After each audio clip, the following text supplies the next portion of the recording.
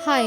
आता लवकरच सर्वांच्याच आवडीचा असा श्रावण महिना सुरू होत आहे आणि त्याचीच चाहूल म्हणजे मार्केटमध्ये फ्रेश हिरव्या पालेभाज्या सगळीकडे दिसत आहेत. तर त्यातूनच आज मी एक कोथिंबीर आणली, तिला मस्त निवडली, स्वच्छ धुवून चिरून घेतलं आणि इथे माझी तयारी सुरू झाली आहे, जी की तुम्ही ओळखलीच असेल, ती म्हणजे कोथिंबीर वडीची.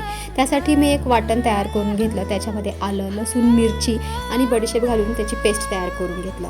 त्याच्यात ॲडिशन म्हणजे धने पावडर, चिमूटभर हळद, आवडीनुसार लाल तिखट, गार्निशिंगसाठी पांढरे तीळ आणि थोडासा ओवा, जो की मी हातावर क्रश करून घातलेला आहे.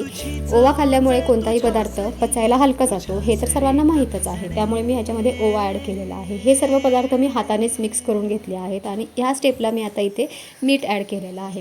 त्याच्यानंतर थोडं थोडं करत आपण बेसन ॲड करायचं आहे, कारण कोथिंबीरमध्ये मॉइश्चर असल्याकारणाने बेसन खूप जास्त ॲब्झॉर्ब करते कोथिंबीर. त्याच्यामुळे बेसन थोडं बेतानेच ॲड करायचं आहे, कारण बेसन जर जास्त झालं तर कोथिंबीरची ओरिजिनल टेस्ट ती राहत नाही त्याच्या कारणाने. त्याच्यानंतर त्याचे सैलसर पीठ मळून घेऊन छान असे रोल तयार करून मी घेतलेले आहे. तुम्ही ते पाहिजे तर त्या थाळीला तुम्ही ते थापून त्याचे डायमंड शेपमध्ये वड्या करू शकता. मी ते रोल तयार करून घेतलेले आहेत. अर्ध्या तासासाठी स्टीम करून घेतलेला आहे आणि सर्कलमध्येच मी त्याच्या वड्या पाडून घेतलेल्या आहेत. त्या केलेल्या वड्या मी शॅलो फ्राय करून खाणार आहे. तुम्हाला जर हवं तर तुम्ही डीप फ्राय देखील करू शकता.